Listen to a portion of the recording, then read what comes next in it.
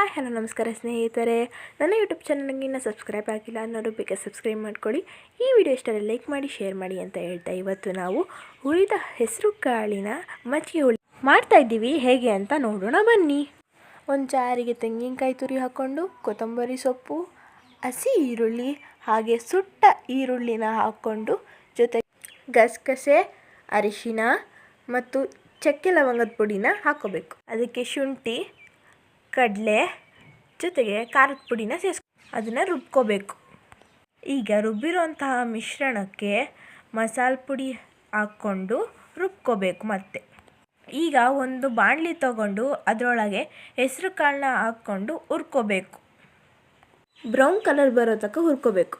ಈಗ ಒಂದು ಪಾತ್ರೆಗೆ ಸಾಸಿವೆ, ಎಣ್ಣೆ, ಈರುಳ್ಳಿ, ಕರಿಬೇವನ್ನ ಹಾಕ್ಕೊಂಡು ಒಗ್ಗರಣೆ ಮಾಡ್ಕೋಬೇಕು. ರುಬ್ಕೊಂಡಿರೋಂತಹ ಮಿಶ್ರಣನ ಅದರೊಳಗೆ ಸೇರಿಸ್ಕೋಬೇಕು. ಅದಕ್ಕೆ ನೀರು ಸೇರಿಸ್ಕೊಂಡು ಮಿಕ್ಸ್ ಮಾಡಿ ರುಚಿಗೆ ತಕ್ಕಷ್ಟು ಉಪ್ಪು ಹಾಕ್ಕೊಂಡು ಮಿಕ್ಸ್ ಮಾಡಬೇಕು. ಅದು ಕುದಿಬೇಕಾದ್ರೆ ಮಜ್ಜಿಗೆನ ಸೇರಿಸ್ಕೊಂಡು ಕೈ ಆಡಿಸ್ತಾನೆ ಇರಬೇಕು. ಅದು ಇನ್ನೊಂದು ಸಲ ಕುದಿ ಬರಬೇಕಾದ್ರೆ ಅದಕ್ಕೆ ಹೆಸರು ಕಾಳನ್ನ ಸೇರಿಸ್ಕೋಬೇಕು. 10 ನಿಮಿಷ ಬಿಟ್ಟರೆ ರುಚಿಯಾದ ಹುರಿದ ಹೆಸರು ಕಾಳಿನ ಮಜ್ಜಿಗೆ ಹುಳಿ ರೆಡಿ.